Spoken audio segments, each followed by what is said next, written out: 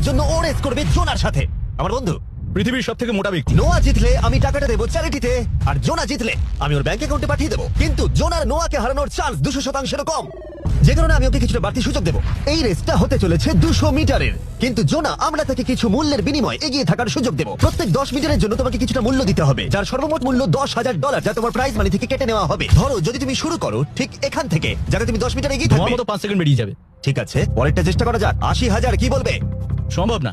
আমার মনে হয় জিততে চাইলে তোমার এটা করা উচিত। 40,000 কিন্তু অনেকটাই বড় মূল্য। নতুন গাড়ি কিনতে পারবে। হ্যাঁ, এটা ঠিক আছে, এখান থেকে শুরু তোমার করবো। অফিসিয়াল স্টার্টিং পয়েন্ট এখান থেকে। তাহলে তুমি 7 মিটার এগিয়ে থাকবে আর $40,000 জেতার সুযোগ পাবে। আমার মনে হয় ফিনিশিং লাইনে পৌঁছানোর আগেই ওর পায়ে ক্র্যাম্প ধরে যাবে। এটা কিভাবে করে? তোমার পা দুটোকে প্যাডে রাখতে হবে। ও হয়তো আমার থেকে অর্ধেক রাস্তা এগিয়ে আছে, তাই লোকে ভাবতে পারে এটা খুব কাছাকাছি যাবে, মানে হাড্ডাহাড্ডি লড়াই হবে। বেশ, আমরা শুরু করব। তোমরা কি তৈরি? দেখা যাক জোনা পৃথিবীর দ্রুততম মানুষকে হারিয়ে $40,000 জিতে নিতে পারে কিনা। On your mark, get set. ওরা শুরু করেছে। জোনা দৌড়চ্ছে, জোনা দৌড়চ্ছে। আরে আমাকে ধরে ফেলে। জোনা গো গো গো গো, দৌড়াও দৌড়াও।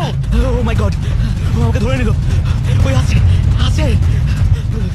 যাও ইয়ো, আমাকে ধরে নিল। দৌড়াও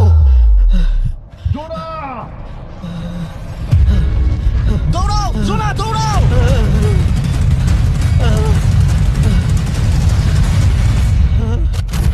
ও তো ছেলে খেলা করছে, ও তো জগিং করে ফিনিশ লাইনে Oh my পৌঁছে God, গেল। এটা তো কাছাকাছিও ছিল না। ও মাই গড, ও তো চিতার মতো ধরলো।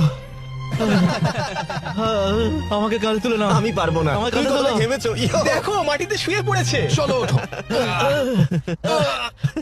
তোলো আমায়, নাহলে মরে যাবো। আমি মরে গেলাম। নোয়া জিতলো আর ওর টাকাটা চ্যারিটিতে যাবে।